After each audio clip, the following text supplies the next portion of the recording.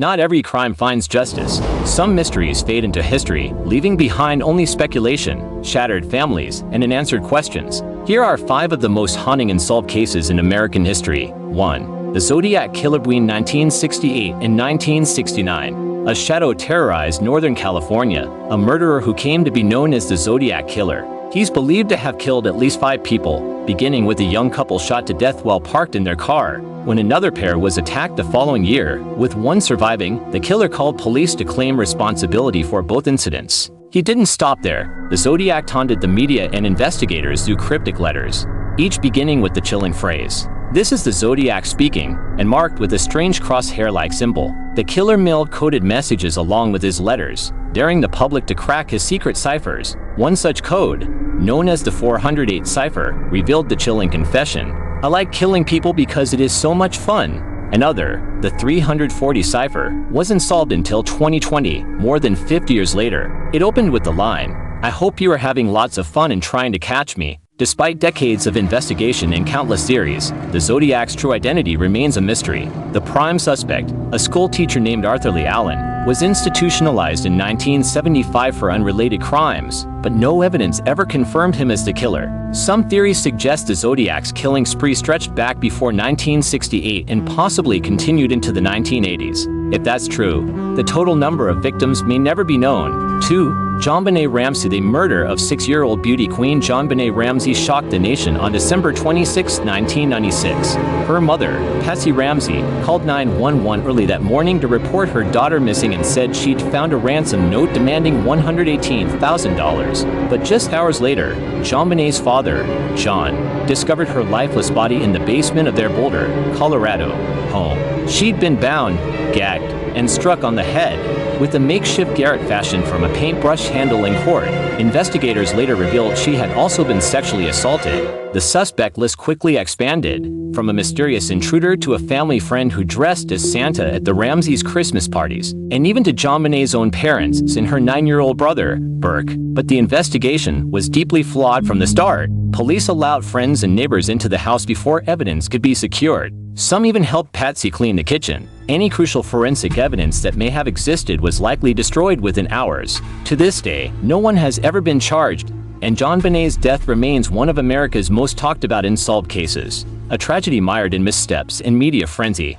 3. The Black Dahlia. On January 15, 1947, the body of 22-year-old Elizabeth Short was found in a Los Angeles neighborhood. Her corpse had been mutilated so severely that the woman who discovered it, a mother out walking with her child, thought she was seeing a mannequin. The murder instantly became front-page news. Reporters dubbed her the Black Dahlia, referencing both her rumored love of dark clothing and the then-recent film The Blue Dahlia. Rather than focusing on her as a victim, the media painted her as a reckless party girl, turning her death into a spectacle.